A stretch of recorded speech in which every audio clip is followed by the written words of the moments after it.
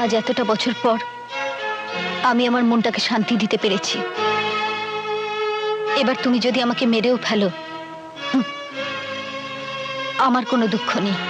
মেরেই ফেলবো তোকে, তোকে আমি শ্মশানে পাঠাবো। আমার শরীরটাকে তুমি শ্মশানে পাঠাতে পারবে বাবা,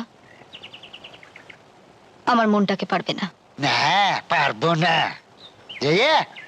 আরে সাগর মন্ডল না পারে কি? পারলে তুমি আমার মন থেকে শিমুলের নাম মুছে দাও। তোর মনটাকে আমি টুকরো টুকরো করে ফেলবো। আমার ভেতরের কোনো কিছুই তুমি খুঁজে পাবে না বাবা, কারণ আমার সমস্ত কিছু শিমুলের কাছে। তাই তাহলে শিমুলকে শেষ করে ফেলবো?